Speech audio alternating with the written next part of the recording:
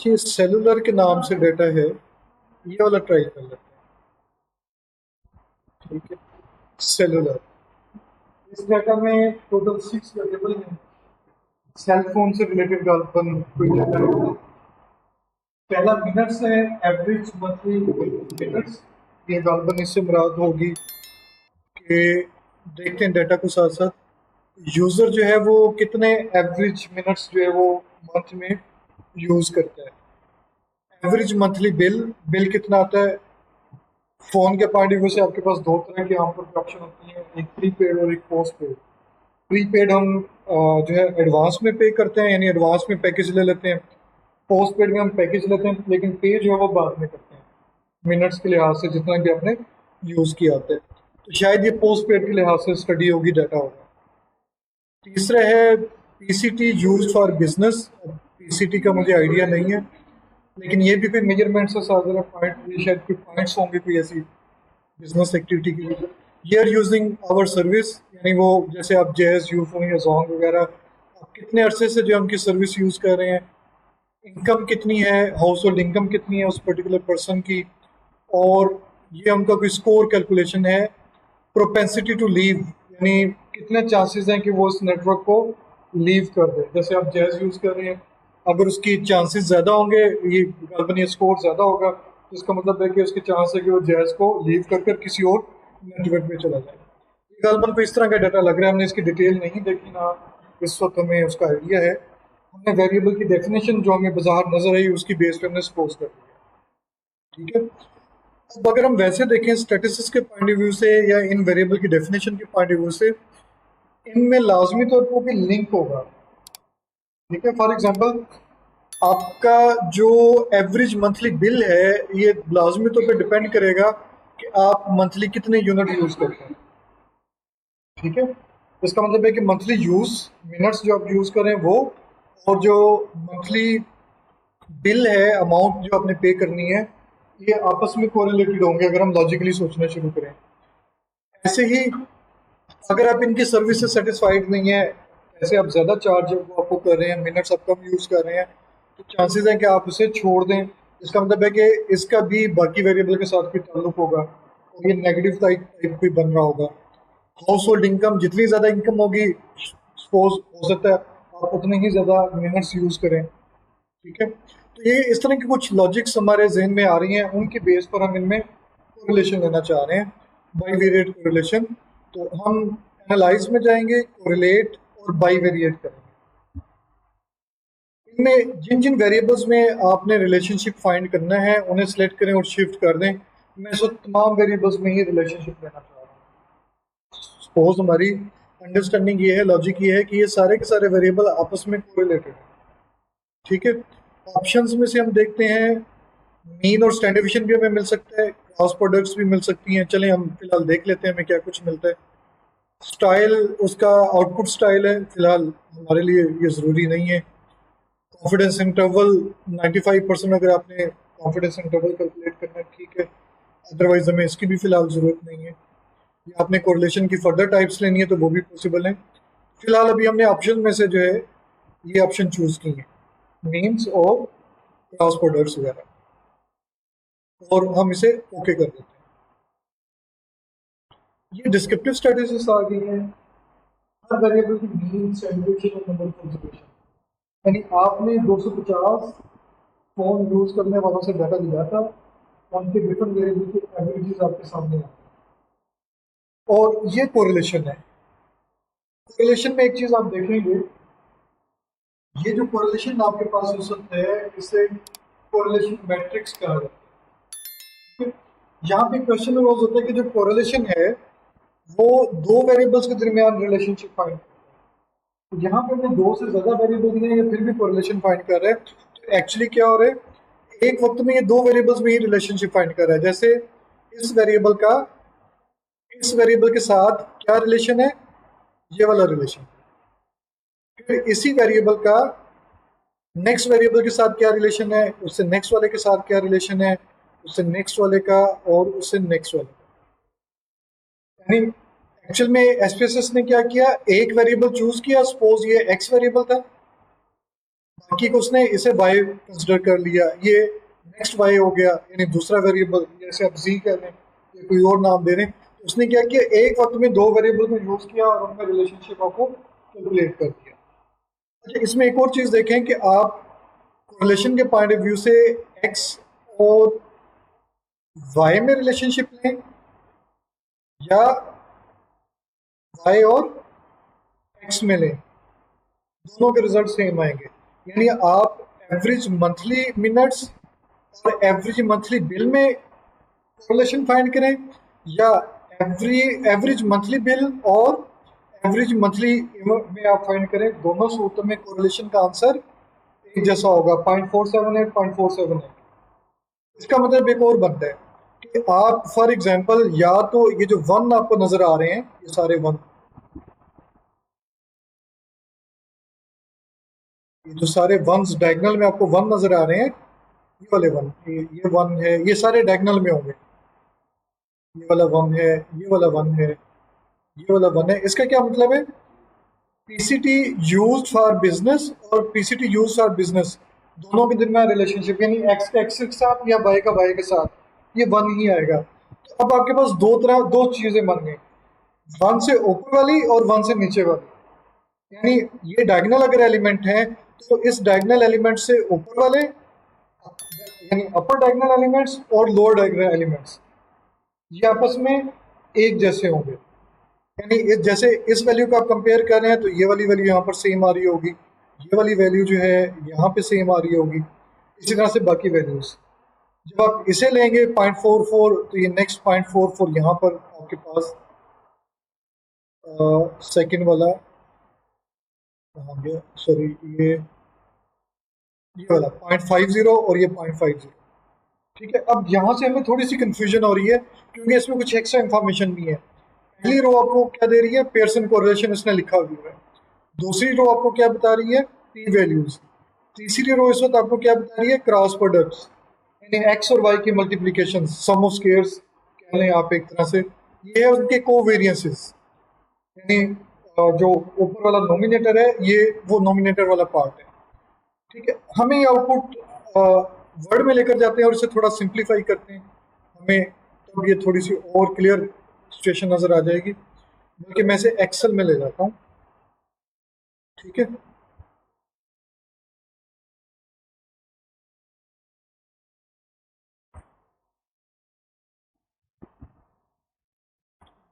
इसमें हम क्या करते हैं कि वो एलिमेंट्स जो वन से नीचे वाले हैं वो हम डिलीट कर देते हैं।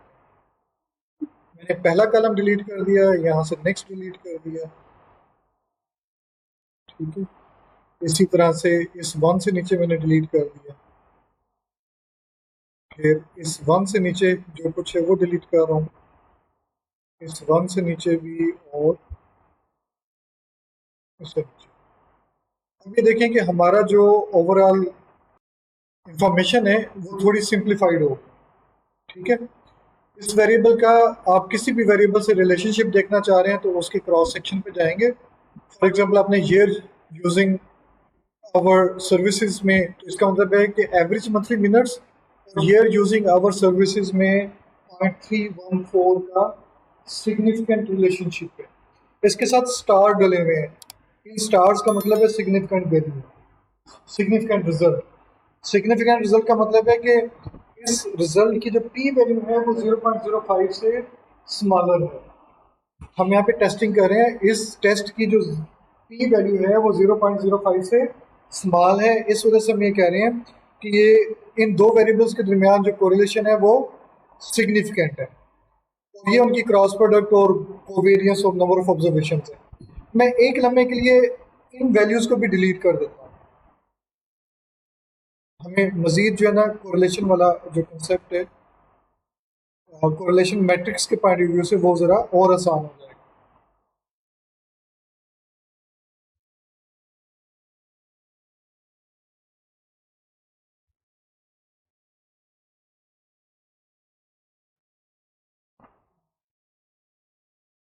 ये वाला हम सारा का सारा डिलीट कर सकते हैं, इसमें वन आ रहा है तो हमें इसे करने की ज़रूरत नहीं।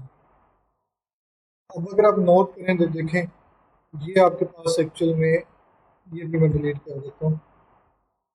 ये आपके पास कोरिलेशन मैट्रिक्स बन रहा है, चाहे तो इसे भी डिलीट कर दें। ठीक है, अभी आपके पास सिंप्लीफाइड कोरिलेशन मैट्रिक्स आपके पास बन गया। मैं इसकी थोड़ी सी फॉर्मेटिंग भी कर देता हूँ।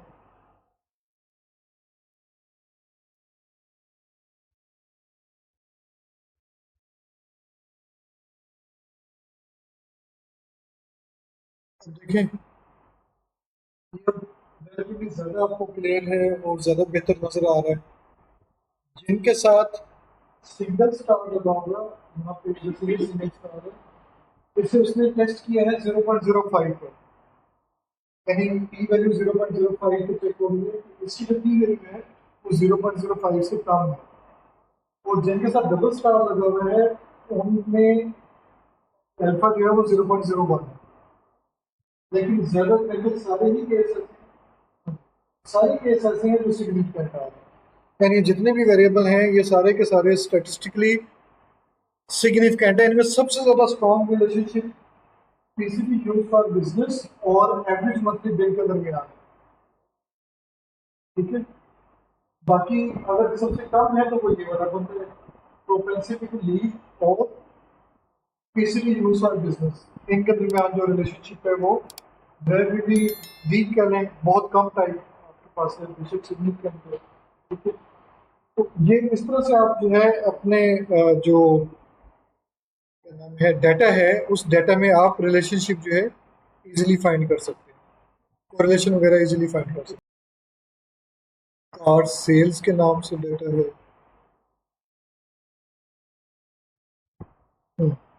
कार का डाटा है, बड़ा इंटरेस्टिंग डाटा है, तो हम इसे ज़रा ट्राई करते हैं। ठीक है, कार सेल के नाम से ना, कार्स अंडरस्कोर सेल्स, इसमें हमें क्या कुछ दिया हुआ है कि उसकी डिफरेंट सेल वैल्यूज़ हैं, उसका मॉडल है, मैन्युफैक्चर किसने किया, उसकी रीसेल वैल्यू, व्हीकल की टाइप, टाइप में उसने कैटेगरीज बनाई हुई हैं कि वो ऑटोमोबाइल है या ट्रक है, प्राइस इन थाउजेंड है, engine size, horse power, wheel base, width, length, curve wait, ये डिफरेंट उसके पैरामीटर्स हैं। किसी भी गाड़ी या किसी भी प्रोडक्ट की जो चीज़ है, प्राइस है, वो डिफरेंट पैरामीटर पे डिपेंड करती है। ठीक है, अब उनमें से उसने काफ़ी सारे पैरामीटर मेजर किए, हम चंद एक अज्यूम कर लेते हैं। हम ये कहते हैं कि अब जैसे आप मोबाइल परचेज करने जाते हैं, कोई प्रोडक्ट लेने जाते हैं, तो आप उसे जैसे जैसे स्पेसिफिकेशन बताते हैं वैसे वैसे आपको मोबाइल आपको दिखाता जाता है और उसकी प्राइस देता जाता है। ऐसे ही गाड़ी या व्हीकल्स या बाकी प्रोडक्ट है, तो हम प्राइस को ये कहते हैं कि हमारी जो प्राइस है वो डिपेंड कर रही है, फॉर एग्जांपल इंजन का साइज कितना है, उसकी हॉर्स पावर कितनी है, व्हील बेस कितनी है, विड्थ लेंथ वगैरह, ये चीज़ें उसकी कितनी है, फ्यूल एफिशिएंसी भी है उसकी, कर्व वेट भी है। ये बहुत सारे पैरामीटर हैं जिनकी बेस पे उसकी प्राइस बन सकती है। वैसे तो मॉडल और मैन्युफैक्चर भी मैटर करता है, लेकिन ये वाले वेरिएबल शायद यहाँ पर कैटेगोरिकल होंगे, तो हम इन्हें यूज़ नहीं करते, हम न्यूमेरिकल वेरिएबल को यूज़ कर लेते हैं। ठीक है, एनालाइज, पहले कोरिलेशन देख लेते हैं, एनालाइज बाई वेरिएट। हम किन किन वेरिएबल में लेना चाह रहे हैं कि उसकी प्राइस कितनी है इन थाउजेंड, उसका engine size, horse power, wheel base, width, length, curve wait, fuel capacity, fuel efficiency, ये सारे वेरिएबल हम यूज़ कर रहे हैं। मैं इसकी ऑप्शन में से ये ऑप्शन था क्या था, ठीक है, ये हम उसका वो नहीं ले रहे, क्रॉस प्रोडक्ट और मीन नहीं ले रहे, हम सिंपल कोरिलेशन की तरफ जा रहे हैं। अब ये डिफरेंट वेरिएबल्स के दरमियान कोरिलेशन आ गया, इसमें आप देखें तो कुछ वेरिएबल में नेगेटिव रिलेशनशिप भी आ रहा है,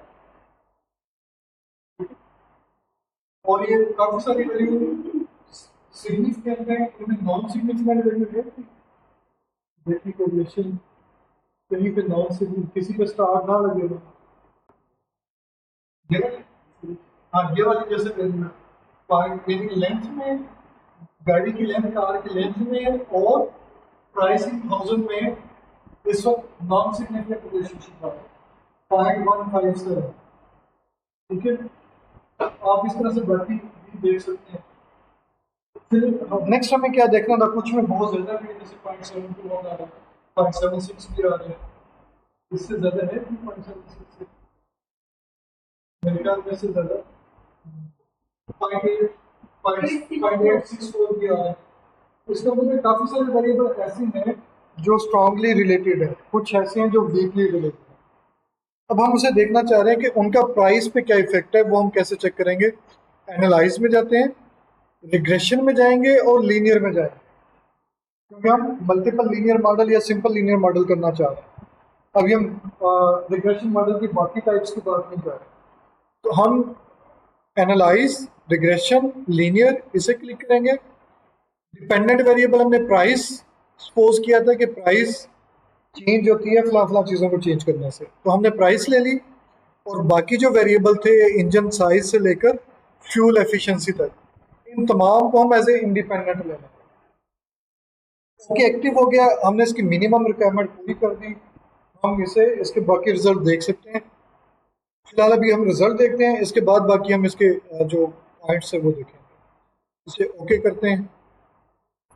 ये उसने आपको बता दिया कि कौन सा मेथड यूज किया, इंटर मेथड। इंटर मेथड का मतलब है कि यूँ समझ लें कि जैसे वेरिएबल आपने इंटर किए वैसे ही एनालाइज हो गया, या दूसरे पास में लीस्ट स्क्वायर मेथड यूज हुआ, इसमें कोई और मेथडोलॉजी यूज नहीं। ठीक है, और आपके वेरिएबल कौन कौन से जो आपने एंटर किए एज ए डिपेंडेंट वेरिएबल, और डिपेंडेंट वेरिएबल के तौर पे आपने क्या यूज किया, प्राइस लिखा हुआ। ये आपके पास एनालिसिस की एक जनरल समरी है, रिग्रेशन समरी है। इनके साथ जैसे ए के साथ ए लिखा हुआ है और बी किसके साथ, इसके साथ बी लिखा हुआ है। ये जो बी वाले हैं ये सारे के सारे इंडिपेंडेंट वेरिएबल्स हैं, एक्सप्लेनेटरी वेरिएबल्स हैं। और जो ए वाला है ये आपके पास, सॉरी जो ए वाला है वो आपके पास as a price in thousand, यानी डिपेंडेंट वेरिएबल की तौर पर। नेक्स्ट टेबल है मॉडल की समरी। आपके पास मॉडल का आर स्क्वायर कितना आया, कोफिशिएंट ऑफ डिटरमिनेशन कितना आया, 0.693, सॉरी 0.793, तकरीबन 0.793, 79% अगर आप 100 से मल्टीप्लाई करें। इसका क्या मतलब है कि गाड़ी की प्राइस को एक्सप्लेन करने में, डिटरमिन करने में इन वेरिएबल्स का कितना रोल है, तकरीबन 80%। 20% कुछ और वेरिएबल्स हैं, कुछ और पैरामीटर हैं जो कि गाड़ी की प्राइस को डिफाइन करते हैं। दूसरे अल्फाज में, अगर आपको ये वेरिएबल मालूम हो, इनके बारे में आपको आइडिया हो, तो आप गाड़ी की वैल्यू को डिटरमिन कर सकते हैं काफ़ी हद तक। और वो कितने परसेंट ठीक होगी, एक तरह से तकरीबन 80% ऑन एवरेज ठीक होगी आपकी कैलकुलेशन। इसके बाद है अनोवा। अनोवा के रिजल्ट फिलहाल आपने यही देखना है कि ये सिग्निफिकेंट है या नहीं है। अगर ये रिजल्ट सिग्निफिकेंट है, और अगर आप देखें तो ये सिग्निफिकेंट है क्योंकि पी वैल्यू 0.01 से स्मॉल है। इसका क्या मतलब बनता है, इसका मतलब ये बनता है कि रिग्रेशन मॉडल में जो आपने इंडिपेंडेंट वेरिएबल यूज किए हैं, इनमें दो या दो से ज़्यादा वेरिएबल ऐसे हैं जो आपके डिपेंडेंट वेरिएबल को अफेक्ट करते हैं। अगर नंबर सिग्निफिकेंट आता है तो उसका क्या मतलब बनता है कि आपके पास दो या दो से ज़्यादा वेरिएबल ऐसे हैं जो डिपेंडेंट वेरिएबल को पॉजिटिवली या नेगेटिवली इफेक्ट करते हैं। जो थर्ड वेरिएबल है कोफिशिएंट के नाम से, ये आपको बताएगा कौन कौन से वेरिएबल इफेक्ट करते हैं। आपने रिग्रेशन वाले कोर्स में पढ़ा होगा, शुरू में आपने पढ़ा था कोफिशिएंट एस्टिमेट करना, उसके बाद आपने पिछले सेमेस्टर में टेस्टिंग की होगी, और अभी भी आप टेस्टिंग पढ़ेंगे। इस कोर्स में भी आपका जो है रिग्रेशन के कोर्स है। तो ये जो पी का आंसर है, ये स्टैंडर्डाइज्ड फीचर्स है, ये स्टैंडर्ड एरर है, ये पी वैल्यू है, ये सारा का सारा टेस्टिंग का पार्ट है। ठीक है। इंजन साइज, ये उसकी कोफिशिएंट की वैल्यू है। इंजन साइज का प्राइस पे नेगेटिव इम्पैक्ट आ रहा है। जो डाटा हमने कलेक्ट किया या जो डाटा हमारे पास था उसके मुताबिक अगर हम इंजन साइज इंक्रीज करते हैं तो कार की या व्हीकल की जो प्राइस है वो इस रेट से डाउन हो जाएगी, क्योंकि ये नेगेटिव रिलेशन है और ये सिग्निफिकेंट रिलेशन है, यानी आप इसके इफेक्ट को इग्नोर नहीं कर सकते। इंजन साइज जो है वो गाड़ी के प्राइस पे इंपॉर्टेंट रोल प्ले कर रहा है और सिग्निफिकेंट रोल प्ले कर रहा है। हॉर्स पावर भी इसी तरह से इंपॉर्टेंट रोल प्ले कर रहा है और इसका रोल पॉजिटिव है, यानी हॉर्स पावर ज़्यादा होगी तो प्राइस भी ज़्यादा होगी। कितनी ज़्यादा होगी, जितने इसकी स्लोप की वैल्यू है, यानी ये जो कोफिशिएंट है ये स्लोप की वैल्यू है। व्हील बेस का नेगेटिव इम्पैक्ट है लेकिन नॉन सिग्निफिकेंट, यानी ये अगर आप मॉडल से निकाल भी दें तो मॉडल पे कोई इतना ज़्यादा फर्क नहीं पड़ेगा, आपके एस्टिमेशन पे बहुत ज़्यादा फर्क नहीं पड़ेगा। इसी तरह से बिट का भी कोई इतना ज़्यादा इफेक्ट नहीं हो रहा, फ्यूल कैपेसिटी का भी कोई इतना इफेक्ट नहीं आ रहा, बाकी सारे वेरिएबल्स का सिग्निफिकेंट इम्पैक्ट है। Analyse, regression, linear regression, statistics के नाम से कुछ फर्दर चीज़ें हैं, ये भी बड़ी इंपॉर्टेंट है। आपने कॉन्फिडेंस इंटरवल कैलकुलेट करने हैं, आपने आर स्क्वायर चेंज तो फिलहाल अभी हमें कोई फायदा नहीं होगा। डिस्क्रिप्टिव स्टैटिस्टिक्स है, कोलिनियरिटी डायग्नोस्टिक, ये आपने पढ़ा होगा, मल्टी कोलिनियरिटी पढ़ी होगी आपने इकोनोमेट्रिक्स में, उसकी कैलकुलेशन भी यहाँ पर हो जाएंगी। अगर आपने ऑटो कोरिलेशन पढ़ा है तो अर्बन वास्टन स्टैटिस्टिक्स ये भी आ जाएगा। तो हम कुछ ऑप्शंस ले लेते हैं, कंटिन्यू करते हैं। प्लॉट में डायग्नोस्टिक प्लॉट हैं कुछ वेरिएबल्स के दरमियान, जैसे आपने रेजिडुअल्स की अगर हिस्टोग्राम देखनी है कि वो नॉर्मेलिटी को फॉलो करते हैं या नहीं करते, तो हम यहाँ पे चेक कर सकते हैं, लेकिन फिलहाल अभी हम इस तरफ नहीं जाते। सेव में काफ़ी सारी चीज़ें ऐसी हैं जो हम एज ए वेरिएबल सेव कर सकते हैं, जैसे unstandardize predicted values, standardize predicted values हैं, डिफरेंट टाइप ऑफ रेजिडुअल्स हैं, ठीक है।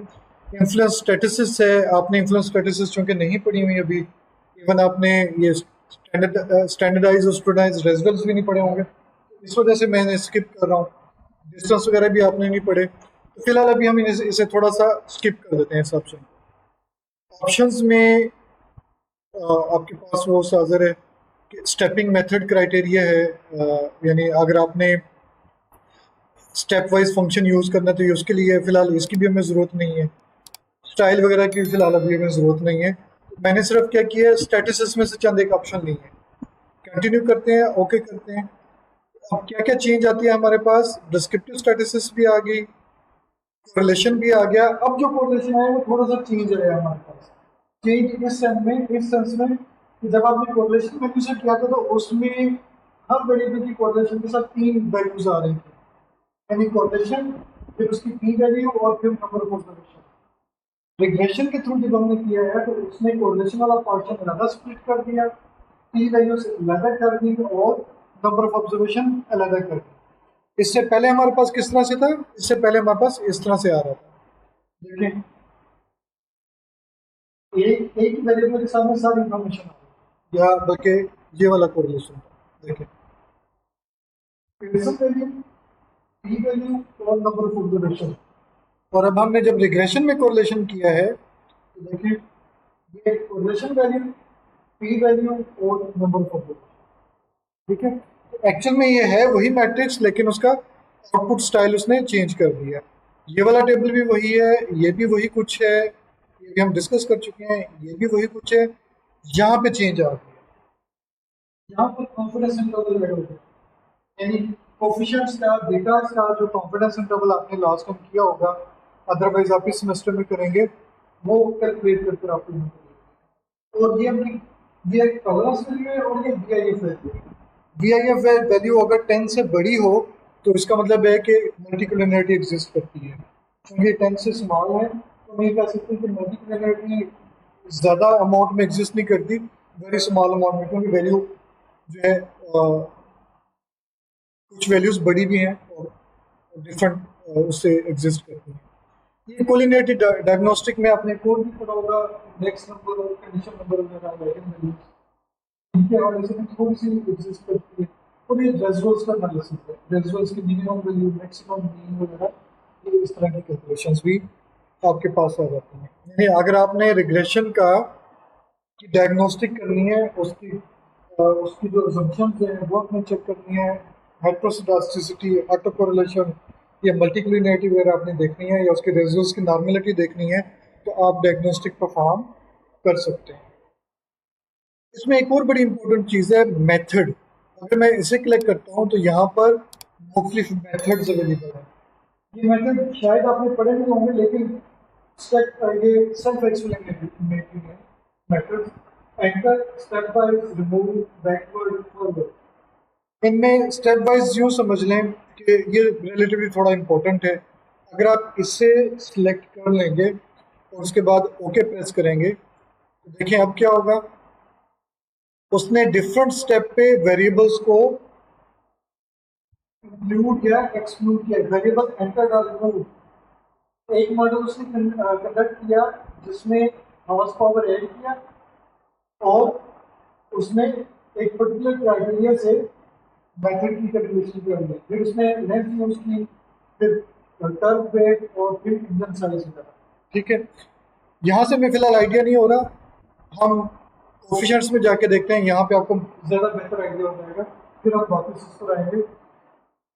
पहला मॉडल जो कंडक्ट हुआ वो सिर्फ हॉर्स पावर से कंडक्ट हुआ, यानी आपके पास प्राइस थी और हॉर्स पावर था, प्राइस आपके पास dependent, horse power independent.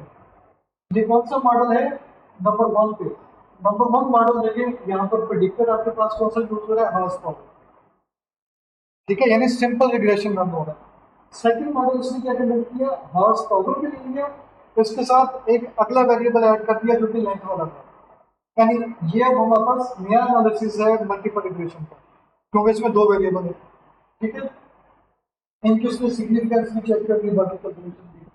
Next उसने क्या किया? एक और वेरिएबल ऐड किया, यानी पिछले वाले दोनों भी रहे और नेक्स्ट भी आ गए।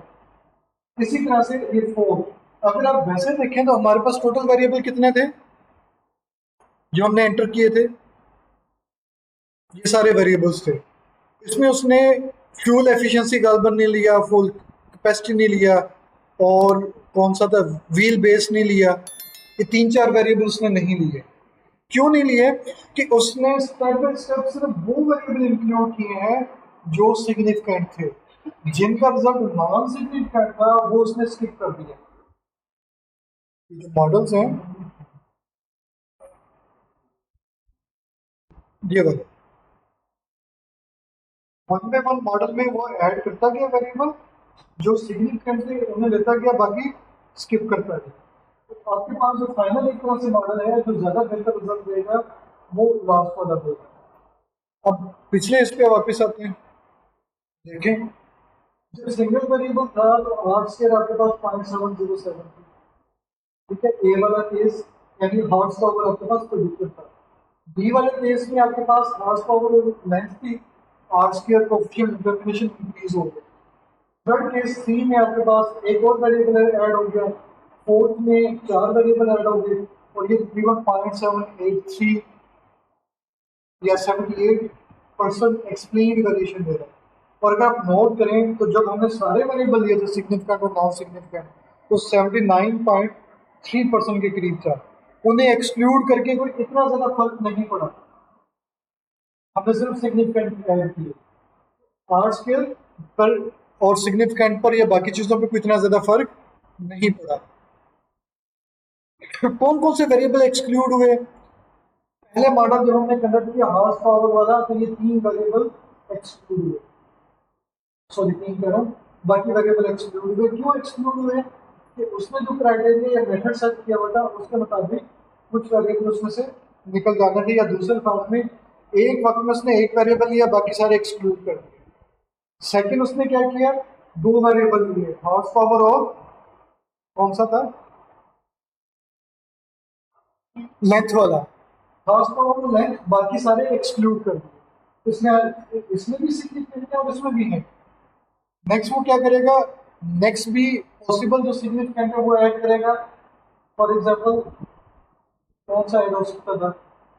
ये एक्सक्लूडेड है ना, तो ये वाला भी इंजन साइज भी हो सकता था और विड्थ वाला भी हो सकता था। पॉइंट समझ आ गया ना कि वो 1 बाय 1 नॉन सिग्निफिकेंट रिमूव होते रहे और सिग्निफिकेंट ऐड होते रहे। और इस मेथडोलॉजी के मुताबिक जो मॉडल 4 है इसमें सारे के सारे ऑटोमेटिकली सिग्निफिकेंट ऐड हैं, और ये उसकी कोलिनेटरी डायग्नोस्टिक्स हैं, एगन वैल्यूज या कंडीशन नंबर्स वगैरह, और ये उसका रेजिडुअल एनालिसिस।